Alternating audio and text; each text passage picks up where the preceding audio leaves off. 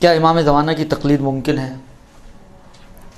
سوال یہ ہے کیونکہ آپ کو اس معاشرے میں بہت سے ایسے لوگ ملیں گے کہ جو یہ کہتے ہوئے نظر آتے ہیں کہ ہم تو امام کی تقلید کرتے ہیں. شاید ان سے بڑا احمق آپ کو معاشرے میں نہ ملے. اس کی تقلید کرتے ہیں جس تک رسائی نہیں ہے، اور جن تک رسائی ہے ان کی تقلید کرنے کے لیے تیار نہیں ہے. درست؟ دیکھیے، میں آپ کی خدمت میں عرض کروں کہ تقلید کا مطلب، جو پچھلی دفعہ بھی شاید تعریف آئی تھی میرا خیال ہے، کہ تقلید کا مطلب یہ ہوتا ہے کہ نہ جاننے والے جاننے والوں کی طرف رجوع کریں، اور ان لوگوں سے کہ جو جانتے ہیں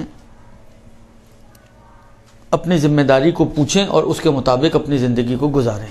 یہ ہے تقلید کا کانسیپٹ. قرآن، روایات سب کی سب عربی زبان میں ہیں، لساناً عربیاً. درست؟ جتنی خواتین یہاں پر آپ لوگ تشریف فرما ہیں، آپ میں سے کتنی ایسی ہیں جو دعوے دار ہیں کہ ہمیں عربی آتی ہے، ہم پڑھ سکتے ہیں عربی؟ یہ زیر زبر پیش لگا ہوا قرآن جب ہم پڑھنے بیٹھتے ہیں تو ہزار غلطیاں کرتے ہیں. جس کے اوپر زیر زبر پیش لگا ہوا ہوتا ہے، کلمہ لکھا ہوا ہے کہ آپ کو کیا پڑھنا ہے، اس کے باوجود اس کے پڑھنے میں غلطیاں کرتے ہیں. اس کو خود کلمے کی شکل پڑھنے میں بھی غلطی کرتے ہیں اور اعراب کی بھی غلطیاں کرتے ہیں. درست؟ جبکہ یہ پکا ہوا کھانا ہے جو کھانا ہے ہمیں.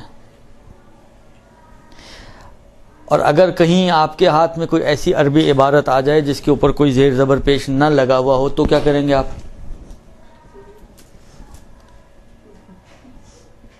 نہیں کچھ ہو سکتا نا، ہماری اپنی زبان نہیں ہے.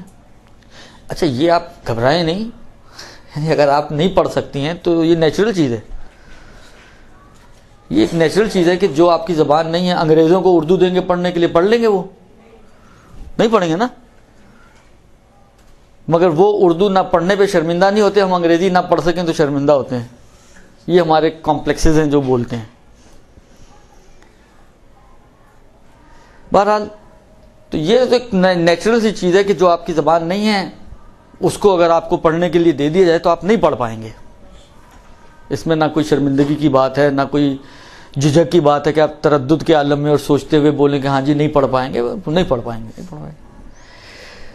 تو یہ جو فقہا حضرات ہوتے ہیں، ان کی جب پڑھائی شروع کرتے ہیں تو ابتدا کے تقریباً 3 سال کے لگ بھگ ان کو صرف عربی گرامر پہ مہارت دلوائی جاتی ہے. کیونکہ ہماری جو اصل کتابیں ہیں، مدر بکس جو ہیں، ان میں سے کسی پہ اعراب نہیں لگے ہوئے ہوتی، ان کو خود اپنی مہارت سے لگانے ہوتے ہیں. درست؟ اب جو کتاب آپ نہیں پڑھ سکتی ہیں قرآن، جو کتاب آپ نہیں پڑھ سکتی ہیں سنت، تو اس میں سے آپ کیسے اپنی ذمہ داری کو نکال سکتی ہیں؟ اور خدا نے ہمیں بغیر ذمہ داری کے چھوڑا بھی نہیں. آپ یہ کہیں کہ جی جب نہیں نکال سکتے تو ہماری تو کوئی ذمہ داری نہیں ہے، ایسا بھی نہیں ہے. یعنی اس کے باوجود کہ ہم نہیں نکال سکتے ہیں، پروردگار عالم نے ہمیں ذمہ دار ٹھہرایا ہے بہت ساری چیزوں کے. ڈوز اینڈ ڈونٹس ہماری گردن پر رکھے ہیں. نہ جاننا عذر نہیں مانا. نہ جانا، آپ کہیں جی مجھے نہیں معلوم تھا، جبکہ آپ معلوم کر سکتے ہوں، تو اس نامعلوم ہونے کو عذر نہیں شمار کیا شریعت نے. خوب، اب آپ کے پاس 2 طریقے ہیں. یا تو آپ خود جاننے والی بن جائیں،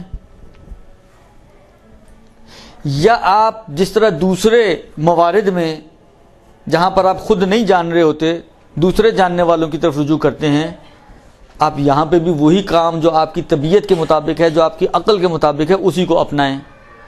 بھئی آپ میں سے کتنے ہیں جنہوں نے میڈیکل سائنس پڑھی ہے؟ کوئی ڈاکٹر ہے آپ میں؟ ایک ہی ہیں. خوب، اب یہ ایک اکلوتی ڈاکٹر ہیں، باقی سارے تو ڈاکٹر نہیں ہیں. اب کسی کو بیماری لاحق ہوگی تو وہ کیا کرے گا؟ وہ ڈاکٹر کے پاس ہی جائے گا نا، یا کتابیں کھول کے بیٹھ جائے گا. انگریزی میں چلیں جی اس کی ٹرانسلیشن کروا لی. ٹرانسلیشن بھی کروا کے کیا سمجھ پائیں گے آپ؟ بہت سے لوگ جو فن خوان ہوتے ہیں اور اپنے آپ کو افلاطون زمانہ سمجھتے ہیں، وہ ٹرانسلیشنز کے اوپر کام چلا رہے ہوتے ہیں، جبکہ ٹرانسلیشنز کے اندر پہلی چیز تو یہ کہ ٹرانسلیشن صحیح ہوئی ہے یا نہیں ہوئی ہے، یہ ایک معلوم نہیں ہوتا. اور بہت سی جگہ پہ ٹرانسلیشن بہت ایکوریٹ ہوتی بھی نہیں ہیں، کیونکہ بعض چیزیں عربی زبان کی وہ جب اردو زبان میں آتی ہیں تو وہ لطائف جو عربی زبان میں ہیں وہ نہیں آپ ٹرانسلیٹ نہیں ہو پاتے ہیں، ان کو آپ ٹرانسلیٹ کر بھی نہیں سکتے ہیں۔ آپ نے 2 + 2 4 والا کام کرنا ہے، وہاں پر بعض اوقات 2 + 2 4 نہیں ہو رہا ہوتا، 2 + 2 کے اندر کچھ اتنی چیزیں چھپی چھپائی اس کے اڑوس پڑوس میں ہوتی ہیں کہ نتیجہ 5 نکل رہا ہوتا ہے، آپ 4 نکال رہے ہوتے ہیں، اس لیے کہ آپ صرف 2 + 2 کو دیکھ رہے ہوتے ہیں، وہ جو اس کے اطراف میں چھپی چھپائی چیزیں وہ آپ کی نظروں سے اوجھل ہوتی ہیں۔ درست؟ خلاصہ کلام یہ کہ یہ مشکل ہے ہماری، اس کا حل ایک فطری ایک عقلی حل یہی ہے کہ آپ کو اگر نہیں معلوم، جس طرح میڈیکل سائنس میں اگر میں بیمار ہو جاتا ہوں میں ایک ڈاکٹر کی طرف رجوع کرتا ہوں، خود یہاں پہ بھی آپ کا کمپیوٹر خراب ہو جاتا ہے، آپ کا لیپ ٹاپ خراب ہو گیا، آپ کا موبائل خراب ہو گیا، اب تو موبائل سب سے زیادہ یوز ہوتا ہے، آپ خود کھول کے بیٹھ جاتی ہیں۔ کیا کرتے ہیں آپ؟ جو سروس سینٹرز ہیں وہاں پہ ہی بھیجتی ہیں نا، یا جہاں سے خریدا ہوگا اس کے پاس لے جائیں گے کہ بھائی یہ تو چل ہی نہیں رہا، یہ تو ٹھیک کروا کے دو، یا جو بھی ہے بہرحال پلس مائنس، خود آپ نہیں کم سے کم کھولیں گی، اتنی جرت آپ نہیں کرتی ہیں۔ ایک اتنے سے موبائل کے لیے آپ اتنی سینسیٹیو ہیں کہ اتنی جرت نہ کریں کہ خود سے کھول کے بیٹھ جائیں، مگر دین کے لیے ہم لوگ اتنے سے بھی سینسیٹیو نہیں ہیں، اس کا خود ہی پوسٹ مارٹم کرنے کی کوشش کرتے رہتے ہیں۔ درست؟ تو یہ ایک بہت ہی نیچرل سی چیز ہے کہ آپ جو ہے ایک جاننے والے کی طرف رجوع کریں۔ خود قرآن نے بھی کہا ہے کہ کیا ہے وہ آیہ مبارکہ، وہ والی اتنی مشہور آیت ہے وہ ذہن سے نکل گئی، فاسألوا اہل الذکر ان کنتم لا تعلمون۔ فاسألوا اہل الذکر، یہ مجھے لگتا ہے حافظ ہیں، آپ اگر ڈاکٹر ہیں تو یہ بھی کچھ ہیں۔ فاسألوا اہل الذکر، احسنت، فاسألوا اہل الذکر ان کنتم لا تعلمون، اگر تم نہیں جانتے تو جاننے والوں کی طرف رجوع کرو، خوب قرآن نے کہا ہے۔ خوب اصل جاننے والے، اس میں کوئی شک نہیں ہے کہ اگر کوئی حقیقتاً کوئی جاننے والا اس کائنات میں موجود ہے تو وہ امیر المومنین علی ابن ابی طالب اور ان کی طاہر اور طیب اولاد ہے۔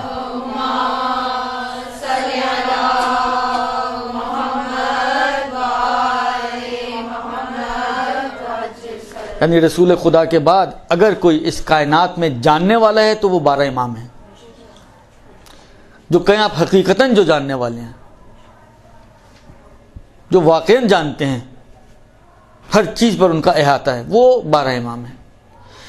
تو اول درجے میں تو فاسألوا اہل الذکر یہ کہتا ہے کہ جاؤ جا کے امام سے جا کے پوچھو، لیکن اگر فرض یہ ہو کہ امام تک ہماری رسائی ہی نہ ہو، جس امام سے مجھے پوچھنے کو کہا جا رہا ہے اس امام تک میں پہنچ ہی نہیں سکتا، تو میں پھر کیسے امام کی تقلید کروں گا؟ اچھا، میں ایک چیز میرے ذہن میں آتی ہے، دیکھیں رسول کے بعد ہم امامت کی جو بات کرتے ہیں تو کیوں کرتے ہیں؟ مثلا اہل سنت اس بات کے قائل ہیں کہ رسول کسی کو بھی معین کر کے نہیں گئے، ہم کہتے ہیں کہ نہیں یہ ہو ہی نہیں سکتا۔ ہم جو کہتے ہیں کہ یہ ہو ہی نہیں سکتا تو کیوں کہتے ہیں؟ اس کی مین وجہ یہی ہے کہ ہم کہتے ہیں کہ بابا رسول تو جا رہے ہیں مگر لوگوں کی ضروریات تو موجود ہے نا، علمی ضروریات، عملی ضروریات، اخلاقی ضروریات، دین کے حوالے سے ضروریات، لوگوں کو دین کے بارے میں معلومات، یہ تو سب ابھی بھی موجود ہی ہے نا۔ ایسا تو نہیں کہ رسول کے جانے سے دین کی ضرورت بھی ختم ہو گئی، تو کوئی تو ہو جو دین دے۔ اب اگر رسول نہیں ہیں اور جاتے ہوئے کسی کو معین کر کے بھی نہ جائیں تو یہ رسول کا دین تو لاوارث ہو جائے گا، جو ہوا وہی ہونا تھا۔ یعنی ابھی تو اہتمام کر کے گئے ہیں تو یہ حال ہوا ہے، اتنے ڈاکو موجود تھے وہاں پر ڈاکہ ڈالنے والے، خود نہ اگر کر کے جاتے اہتمام، اصلا معقول نہیں ہے کہ اہتمام نہ کر کے جاتے۔ سب سے زیادہ دین کا درد اگر کسی شخص کی دل میں ہوگا تو وہ رسول کے علاوہ کون ہو سکتا ہے، جس نے اتنی مشکلات، اتنی مشقتیں، اتنی صعوبتیں اٹھائی ہیں اس دین کو لوگوں تک پہنچانے کے لیے، اور پھر کہیں جا کر خطبہ غدیر میں اس مقام تک پہنچے کہ میں نے تمہیں تمام حلال و حرام پہنچا دیے یا نہیں پہنچائے؟ سب نے کہا بلا یا رسول اللہ، یعنی کلیات حلال و حرام۔ اب اس دین کو لاوارث چھوڑ کے چلے جائیں رسول اس دین کو چھوڑ دیں، ان لوگوں کے حوالے کر دیں کہ جو پنجے تیز کر کے بیٹھے ہوئے کہ رسول جائیں تو پھر ہم اپنا کام شروع کریں دوبارہ سے۔ وہی جو پنجے تیز کر کے بیٹھے ہوئے ہیں نا، چاہے وہ مشرکین مکہ ہوں، چاہے وہ منافقین ہوں جو ظاہری طور پر 8 ہجری میں اسلام لے آئے ہیں فتح مکہ کے موقع پر، مگر ابھی بھی دل میں ان کے کینے موجود ہیں اور منتظر ہیں اس بات کے کہ رسول کی آنکھیں بند ہوں، ان کی اولاد نہیں ہے، تو پھر یہ دین تو ہمارے ہی حوالے ہونا ہے۔ چاہے وہ یہودی ہوں چاہے وہ نصارہ ہوں، یہ پنجے گاڑ کے بیٹھے ہوئے، تیز کر کے بیٹھے ہوئے. ادھر اللہ کے رسول نے امیر المومنین کی ولایت کا اعلان کیا، ادھر قرآن نے کہہ دیا کہ الیوم یئس الذین من دینکم، آج یہ تمہارے دین سے مایوس ہو گئے. اس لیے کہ وہ یہ ایکسپیکٹ کر ہی نہیں رہے تھے کہ یہ کام ہونا ہے، کیونکہ ابھی تک غدیر سے پہلے رسمی طور پر تو امیر المومنین نے کو پیغمبر نے نصب نہیں کیا تھا اپنی خلافت بلا فصل کے اوپر. صحیح ہے، قرائن موجود تھے کہ کہتے آ رہے تھے کہ تم بنو گے تم بنو گے تم بنو گے، مگر اعلان کرنے کے جی بن گیا، وہ اعلان غدیر سے پہلے نہیں ہوا ہے، اور یہ لوگ ایکسپیکٹ نہیں کر رہے تھے کہ اس موقع پہ کچھ ہونا ہے. لہذا یہ بس اسی چکر میں تھے کہ کب رسول کی آنکھیں بند ہوں اور کب ہم واپس پلٹ جائیں. ادھر ولایت کا اعلان کر کے پروردگار عالم کی طرف سے یہ آیت نازل ہوگی کہ اب تو یہ بالکل ہی مایوس ہو گئے، یعنی جو یہ چاہ رہے تھے ان کی ساری پلاننگز کے اوپر پانی پھر گیا کہ پروردگار عالم کے اس حبیب نے ایک دین کا درد رکھنے والا شخص معین کر دیا کہ دین اگر تمہیں لینا ہے تو اس شخص سے لینا ہوگا. درست؟ تو اول تو یہی ہے، اور ان کی اولاد ہیں. جو ضرورت رسول کے بعد تھی، مگر کیا امام زمانہ کی غیبت میں وہ ضرورت نہیں ہے؟ وہ امام زمانہ تشریف لے کے جا رہے ہیں پردہ غیبت میں، اللہ ان کو غائب کر رہا ہے، لوگوں کی نظروں سے اوجھل کر رہا ہے، مگر کیا لوگوں کا پیدا ہونا بند ہو گیا؟ لوگوں کی دین کی حاجتیں اور ضرورتیں ختم ہو گئیں؟ اب دیکھیں، رسول کے بعد یہ آپشن موجود تھا کہ رسول دین کو ایک ایسے شخص کے حوالے کرتے کہ جو ہر اعتبار سے کامل تھا اور ہر اعتبار سے آپ کی دینی ضروریات کو پورا کرنے کی صلاحیت رکھتا تھا. کوئی بھی ایسپیکٹ ہو دین کے حوالے سے وہ اس کو پورا فلفل کر سکتا تھا. لیکن اب امام زمانہ تو آخری معصوم ہے، اب ان کے بعد تو کوئی معصوم ہے نہیں. اب اتنا واسٹ انداز سے تو کسی کے حوالے نہیں کیا جا سکتا نا کہ آپ کہیں جی پورا دین ان کے حوالے، اب وہ سیاہی کرے یا سفیدی کرے، یہ تو نہیں ہو سکتا تھا. اس لیے کہ اتنا دین حوالے کرنے کے لیے عصمت کی ضرورت تھی. وہ عصمت کے بغیر اس طرح بلائنڈلی کسی کے حوالے دین نہیں کیا جا سکتا کہ آنکھیں بند کر کے آپ نے سارا دین اس کے حوالے کر دیا کہ تم سیاہی کرو تم سفیدی کرو.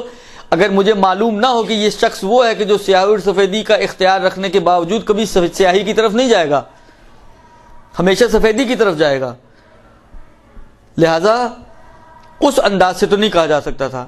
لیکن بالآخر جس محدود دائرے میں یہ کام ہو سکتا تھا اتنا تو کرنا ذمہ داری بنتا ہے امام کی، یا نہیں بنتا؟ تو جن امور کی حد تک فقیہ ایک کام انجام دے سکتا تھا، ائمہ علیہ السلام نے اور خاص طور پہ امام زمانہ علیہ السلام نے اپنے بعد یہ اپنی ذمہ داری اس کے حوالے کی ہے. دو روایتیں میں آپ کی خدمت میں عرض کرتا ہوں، شاید سنی ہوئی ہوں گی یقیناً آپ کی روایتیں، کہ امام علیہ السلام کیا فرماتے ہیں. ایک 11ویں امام کی ہے، ایک 12ویں امام کی ہے.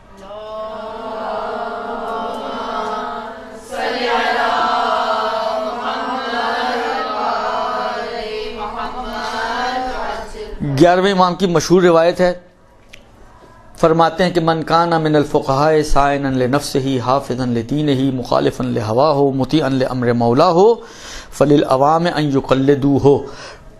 جس فقی کے اندر یہ چار کوالٹیز پائی جائیں، حافظ سائنا لنفسہ اپنے نفس کو گناہوں سے بچانے والا ہو، حافظا لدینہ اپنے دین کا حفاظت کرنے والا ہو، مخالفا لہوا ہو اپنی خواہشات کا تابع نہ ہو، مخالف ہوا خواہشات نفسانی کی مخالفت کرنے والا ہو، مطیعا لامر مولا ہو اور خدا کے اور مولا کے احکام کا پابند ہو، ان کی فرمان برداری کرنے والا ہو. فللعوام ان یقلدوہ، تو عوام کو چاہیے کہ ایسے فقیہ کی تقلید کریں. یہ جو میں ابھی لمبا کر رہا ہوں، میں ایک خاص مقصد ہے کہ ایک سوال اور آگے آنے والا ہے، اس پہ ذرا ذہن توجہ رکھیے گا تو اس کا بھی جواب اس کے ضمن میں آپ کو شاید سمجھ میں آ جائے گا. درست جی؟ فللعوام ان یقلدوہ، عوام کو چاہیے کہ اس کی تقلید کریں. یہ امام عسکری علیہ السلام کی. 12ویں امام علیہ السلام کی روایت، یہ بھی بہت مشہور و معروف روایت ہے. مولا فرماتے ہیں کہ وَأَمَّا الْحَوَادِثُ الْوَاقِعَةُ فَارْجَعُوا فِيهَا إِلَىٰ رُوَاةِ أَحَادِيثِنَا فَإِنَّهُمْ حُجَّتِي عَلَيْكُمْ، اور بعض نسخوں میں یہ ہے کہ وَأَنَا حُجَّتُ اللَّهِ عَلَيْهِمْ، مثال میں یہ والا بول رہا نہیں، یہ والا وَأَنَا حُجَّتُ اللَّهِ عَلَيْهِمْ، وَأَنَا حُجَّتُ اللَّهِ عَلَيْهِمْ، جو بھی واقعات اور مسائل آپ کو پیش آئیں، اما الحوادث الواقعہ، پیش آنے والے واقعات اور حادثوں میں، فرجعوا فیہا الی رواۃ احادیثنا، اس میں ہمارے راویان حدیث جو اس زمانے میں جن کی طرف یہ ارجاع دیا جا رہا ہے وہ فقہا ہوا کرتے تھے، ان کی طرف رجوع کریں۔ فإنہم حجتی علیکم وأنا حجت اللہ علیہم، میری طرف سے یہ تمہارے لیے حجت ہیں اور خدا کی طرف سے میں ان کے اوپر حجت ہوں۔ دیکھیں، کسی بھی شخص کا کسی دوسرے شخص کے اوپر حق نہیں ہے۔ ہم سب بیٹھے ہو نا، سب حق کے اعتبار سے میرا آپ کے اوپر کوئی حق نہیں ہے، آپ کا میرے اوپر کوئی حق نہیں، الا یہ کہ خدا کسی کو کسی کے اوپر ذی حق بنا دے۔ پیغمبر اور ائمہ کو خدا نے ذی حق بنایا ہے، خدا نے مومنین کے اوپر ان کو اولویت دی ہے، درست؟ اور یہ جن کو اولویت خدا نے دی ہے، جو خدا کی طرف سے حجت ہیں خدا خلق کے اوپر، یہ حجت خدا اگر کسی کو حجت بنا دیں تو وہ بھی خود بخود حجت بن جائے گا۔ چین بن گئی نا بھائی، میرے اوپر نہ کسی انسان کو، عام انسان کو حق ہے، نہ نبی کو، نہ امام کو، درست؟ خدا نے کہا النبی اولی بکم بالمؤمنین من انفسہم ومن کنت، اور نبی نے کہا ومن کنت مولاہ فہذا علی مولا، نبی مومنین پر ان کے نفسوں سے زیادہ اولویت رکھتا ہے، خدا نے کہا۔ من کنت مولا رسول نے کہا، تو علی بھی اولویت، امام بھی شروع ہو گئے، پھر امام سے سلسلہ چلتا رہا۔ اب یہ 12واں امام اگر جاتے ہوئے کہے کہ میرے بعد یہ فقہا تمہارے اوپر حجت ہیں، تو ان کی بات ماننا گویا آپ امام کی بات مان رہے ہیں۔ یہ جو تقلید کہتے ہیں نا ہم ڈائریکٹ، یہ اتنی بات نہیں سمجھتے کہ ہم اگر فقہا کی بات مانتے ہیں تو یہ حقیقتاً امام کی بات ماننا ہے۔ آپ مجھے ایک بات بتائیں، آپ میں سے کوئی ٹیچر ہیں؟ خوب، 2-3 ٹیچر ہیں آپ میں سے، خوب مجھے یہ بتائیں کہ اگر آپ کو فرض کریں اسکول میں آپ جاتی ہیں، پرنسپل نے آپ کو بلایا، آپ کیا کرتی ہیں؟ کلاس میں جاتے وقت آپ کسی ایک بچے کو مانیٹر بنا کے چلے جاتے ہیں، اور اس کو کیا بولتے ہیں لوگوں کو؟ بھائی اس کی بات ماننا، درست؟ اب اس کی بات وہ کیوں مانے بھائی؟ وہ تو انہی کی طرح کا بچہ ہے نا، پڑھنے جتنی فیس یہ بیٹھا ہوا بچہ دے رہا ہے اتنا یہ کھڑا ہوا بھی دے رہا ہے، کوئی زیادہ فیس تو نہیں دیتا۔ ممکن ہے یہ جو کھڑا ہوا وہ احمق ہو اور جو بیٹھا ہو وہ ذہین بچہ ہو، مگر کسی وجہ سے بعض اوقات ہوتا ہے نا، بعض پالیسیز ہوتی ہیں کہ کلاس کے سب سے شریر بچے کو اور شیطان بچے کو جو مانیٹر بنا دو، تو شیطانیاں تو اسی نے پھیلانی ہے، وہ خود ہی اب مانیٹر بن جائے گا، تو اب کون شیطانیاں پھیلائے گا؟ تو آپ نے اسی پالیسی کے تحت ذہین کو نہیں بنایا، شیطان کو بنا دیا جو ذہین نہیں تھا، تو ذہین تو اس سے زیادہ یہ ہے، پھر یہ کیوں اس کی بات مانے؟ وہ اس کی بات اس لیے مانے کہ ٹیچر نے کہا کہ اس کی بات مانو، ٹیچر کی بات آپ پہ ماننا ضروری ہے سسٹم کی وجہ سے، اور اس ٹیچر کے کہنے کی وجہ سے اس بچے کی بات ماننا ضروری ہے۔ وَإِلَّا اگر یہ ٹیچر نے نہ کہا ہوتا تو سب اس کی بیٹھے پٹائی کر رہے ہوتے مثلا، لیکن ٹیچر کے کہنے کی وجہ سے یہ آ گیا اوپر۔ یہی سسٹم ہے سارا، دین کا بھی سسٹم یہ ہے۔ نبی، امام، ہم آپ سب برابر تھے، پہلے اللہ نے رسول کو مقدم کیا، رسول کے بعد ائمہ کو مقدم کیا۔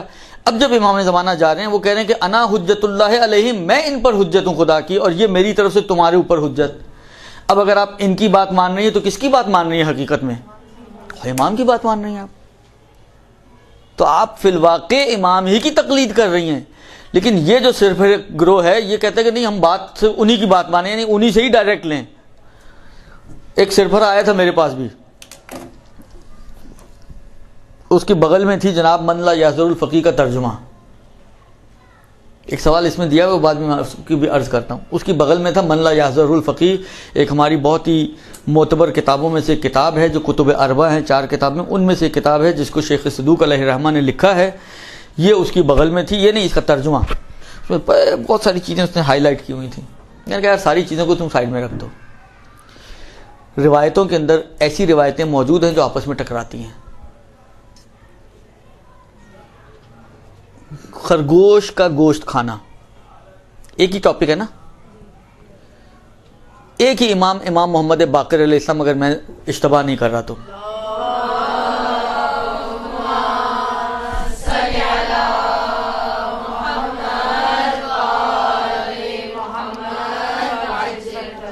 ان سے پوچھا ایک شخص نے آ کے, جی گوشت کھانا کیسا ہے؟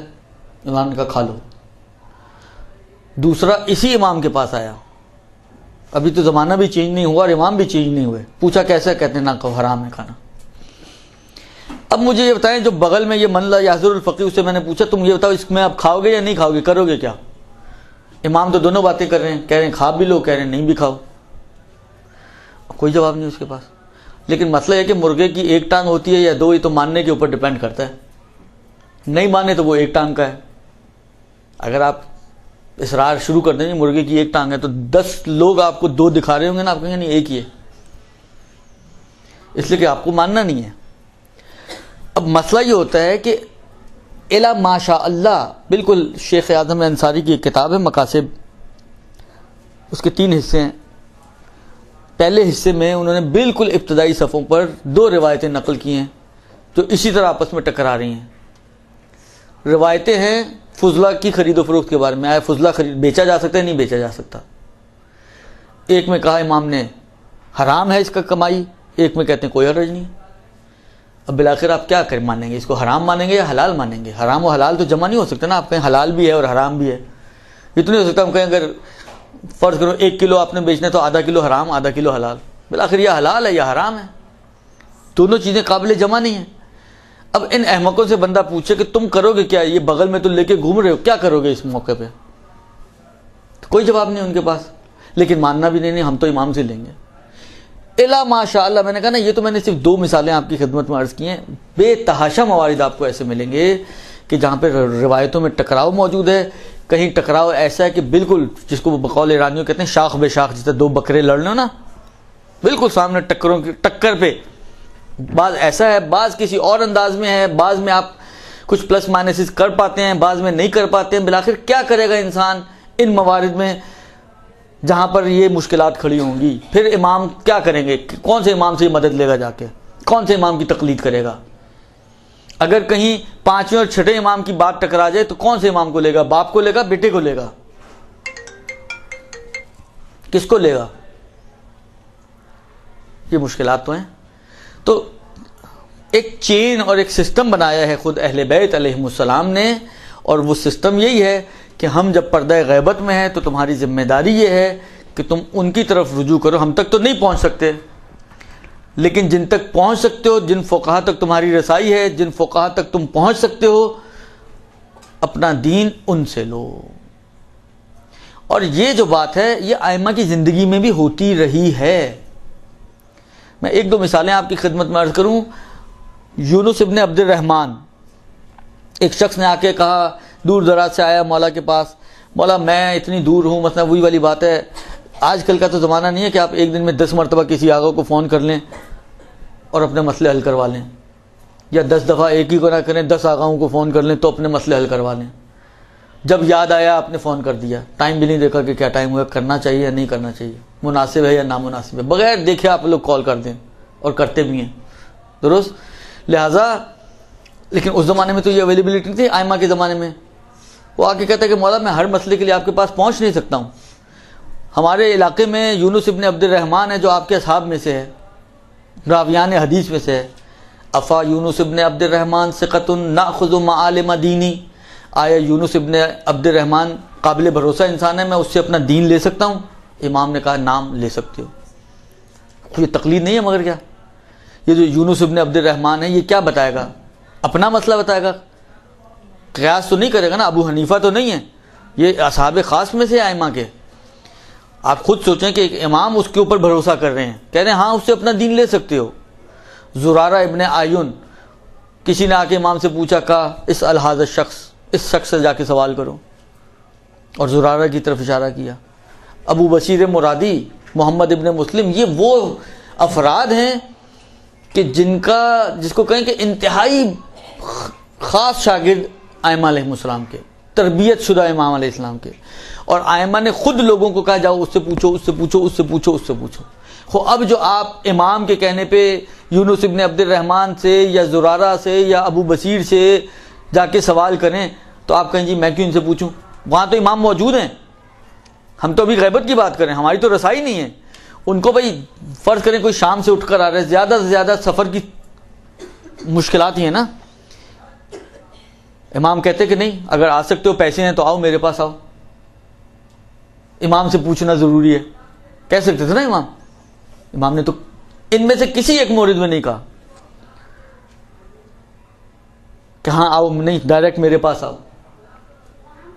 بلکہ غیبت صغریٰ میں تو امام نے تربیت یہی دی ہے کہ آپ میرے پاس ڈائریکٹ نہ آؤ، بلکہ صرف امام زمانہ کا مسئلہ نہیں ہے، آپ اگر 11ویں امام اور 10ویں امام کے حالات بھی پڑھیں نا تو اس میں بھی آپ کو یہ بات ملے گی کہ انہوں نے لوگوں سے ڈائریکٹ انٹریکشن بند کر دیا تھا، بہت کم ڈائریکٹ انٹریکشن کرتے تھے، ورنہ ان کا انٹریکشن وہی وکلا کے ذریعے ہوا کرتا تھا۔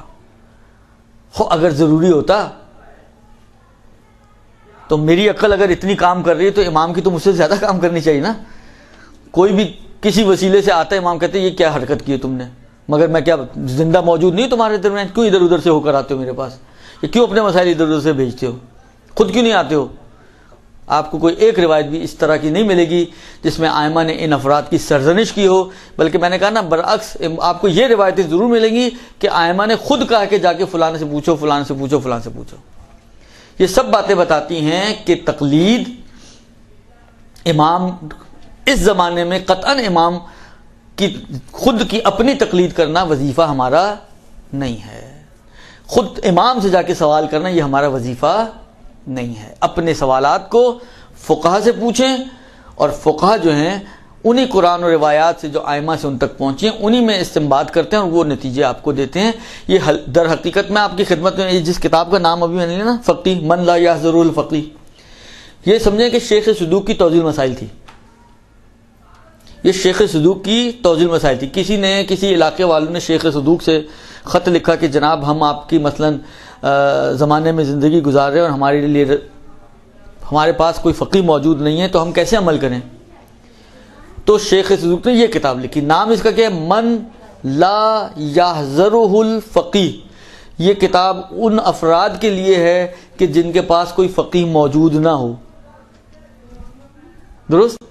تو یہ ان کی توضیح المسائل ہے۔ لیکن اگر آپ اس کو کھولیں گے تو جس طرح یہ ہمارے آغا سیستانی کی توضیح المسائل میں لکھا ہوا ہے مسئلہ نمبر یہ، مسئلہ نمبر 2، مسئلہ نمبر 3، مسئلہ نمبر 4، مسئلوں کی شکل میں لکھا ہوا ہے، وہاں پر آپ کو مسئلوں کی شکل میں نہیں ملے گا، وہاں پر آپ کو حدیثوں کی شکل میں ملے گا۔ مثلا جو فتویٰ انہوں نے دیتے تھے اس فتویٰ کو جس حدیث سے نکالتے تھے وہ اس حدیث کو ہی فتوے کے طور پہ کوٹ کرتے تھے وہاں پر، لہذا وہ حدیثوں کی کتاب بن گئی۔ حقیقتاً دیکھیں تو یہ فتوے ہیں ان کے کہ جو انہوں نے ان لوگوں کے لیے لکھے کہ جن کی ان تک رسائی نہیں تھی۔ تو یہ آہستہ آہستہ ریفارم ہوتی رہی شکل، اس کی شکل چلتے چلتے اب بجائے اس کے کہ حدیثوں کو بیان لے کر آئیں، بھئی آپ نے ایک حدیث لکھ دی، مثلا ٹکراؤ والی میں بھی جو شیخ صدوق کے نزدیک معتبر حدیث تھی انہوں نے وہ لکھ دی فتوے کے طور پر، لیکن مسئلہ یہ ہوتا ہے کہ جب یہ حدیث آتی ہے کوئی دوسری حدیث بھی لا کے دے سکتا ہے، تو آہستہ آہستہ یہ چینج ہوتا رہا۔ اب یہ حدیثوں کا جو نچوڑ اور ایکسٹریکٹ بنتا تھا اس ایکسٹریکٹ کو مسئلوں کی شکل میں بیان کرنا شروع کر دیا، وَإِلَّا ان سب کے پیچھے کہیں نہ کہیں کوئی نہ کوئی حدیث یا عمومی حدیث یا خصوصی حدیث اس کے پیچھے چل رہی ہوتی ہے کہ جس کی وجہ سے یہ مسئلہ بنا ہوتا ہے۔ جس طرح اب میں مثال تو اچھی نہیں دینے کے لیے سمجھانے کے لیے، لیکن بلاخر سمجھانے کے لیے شاید ایک اعتبار سے بہتر ہو، وہ یہ کہ جس طرح آپ ڈرامہ دیکھتی ہیں، آپ کے خیال میں یہ جو ڈرامہ آپ دیکھتے ہیں اسی طرح آپ کے سامنے آ جاتا ہے؟ اس کے پیچھے کتنی کہانیاں ہوتی ہیں اور کن مراحل اور کہانیوں سے گزر کر یہ ڈرامہ جو آپ دیکھ رہے ہوتے ہیں اس شکل میں آپ کے سامنے آتا ہے۔ تو اس کو جب ہم دیکھتے ہیں تو اس پردے کے پیچھے کیا کیا کچھ ہوا ہے اس کی طرف تو ہماری نگاہیں نہیں ہوتی نا، ہمیں تو پتہ ہی نہیں ہوتا کہ وہاں کچھ ہوا بھی ہے یا نہیں ہوا، درست؟ یہی صورتحال فتوے کی ہوتی ہے، ہم وہ فتویٰ سمجھیں اس ڈرامے کی طرح جو بھی چل رہا ہے، لیکن یہ کتنی لڑائی جھگڑے فقہا کے آپس میں ہوئے ہیں، کتنا انہوں نے علمی پلس مائنسز کیے ہیں اور اس کے بعد یہاں تک پہنچے ہیں، وہ تو ہم تک پہنچتا ہی نہیں ہے، اور نہ ہمارے تک پہنچانے کی ان کو ضرورت بھی ہے۔ کیونکہ بہت ساری چیزیں ٹرمنالوجی آپ کی تو سمجھ میں بھی نہیں آئیں گی. درست. لہذا یہ جو چیز ہے کہ ہم امام کی تقلید کریں، فی الواقع ہم امام ہی کی تقلید کر رہے ہوتے ہیں، مگر امام کی تقلید کر رہے ہوتے ہیں کسی نہ کسی واسطے کے ذریعے سے، بے واسطہ آغا سیستانی، بے واسطہ آغا خمینی، بے واسطہ آغا خوئی، بے واسطہ آغا خامنائی، بے واسطہ آغا ایکس وائی زیڈ. آپ اصل میں تقلید کر رہے ہوتے ہیں امام کی. لہذا وہ جو کہتے ہیں وہ پاسبل نہیں ہے آج کے زمانے میں، غیبت کے زمانے میں. ترجمہ کبھی بھی اصل نہیں ہو سکتا. اس کا سب سے بڑا ثبوت، شرعی ثبوت یہ ہے کہ قرآن کے ترجمے کو بغیر وضو کے ہاتھ لگانا جائز ہے یا حرام؟ ہاں، ترجمہ، ٹرانسلیشن. اس کا مطلب یہ کہ خود شریعت اس ٹرانسلیشن کو قرآن نہیں مان رہی. اگر شریعت اس کو قرآن مانے تو قرآن کو تو ٹچ کرنا بغیر وضو کے حرام ہے. یہ سب سے بڑی دلیل ہے کہ ٹرانسلیشن وہ ایکچوئل چیز ہے ہی نہیں. جب ہے ہی نہیں تو کالی ٹرانسلیشن کے اوپر ہم کیسے بنیاد بنا سکتے ہیں اور ہم کہیں گے ہم تو دین جو ہے وہ آئمہ سے لیں گے. اس حدیث میں سچی حدیث ہے، جھوٹی حدیث ہے، ضعیف حدیث ہے، ٹکرانے والی حدیث ہے. یہ ساری چیزیں آپ کو کیسے پتہ چل سکتا ہے؟ لہذا کلمۃ حق فیراد بہل باطل، امیر المومنین نے صفین کے میدان میں کہا تھا جب قرآن نیزے پہ بلند کیا گیا تھا اور کہا گیا تھا کہ جی ہم حکم خدا کا صرف مانیں گے اور فیصلہ قرآن کرے گا، تو امیر المومنین نے کہا تھا کلمۃ الحق، بات صحیح کر رہے ہیں، یہ قرآن کا ہی فیصلہ ہونا چاہیے، مگر یہ گمراہ کر رہے ہیں، باطل کا ارادہ کر رہے ہیں. میں قرآن ناطق تمہارے درمیان موجود ہوں، میں تمہیں مثلا فرض کرو منع کر رہا ہوں کہ یہ حرکتیں مثلا جنگ کو نہ روکو، لیکن نہیں مانے وہ لوگ. یہی کام یہ لوگ بھی کر رہے ہیں. بات اپنی جگہ پر صحیح کر رہے ہیں کہ امام کی تقلید ہونی چاہیے، مگر ہم کر ہی امام کی تقلید رہے ہیں، کیونکہ وہ جس ویو سے وہ بول رہے ہیں وہ پاسبل نہیں ہے. جو پاسبل طریقہ ہے وہ یہی ہے جو ہم کر رہے ہیں. لہذا یہ بات، یہ آپ کے پہلے سوال کا جواب. برحمتک یا ارحم الراحمین وصلی اللہ علی محمد وآلہ الطاہرین.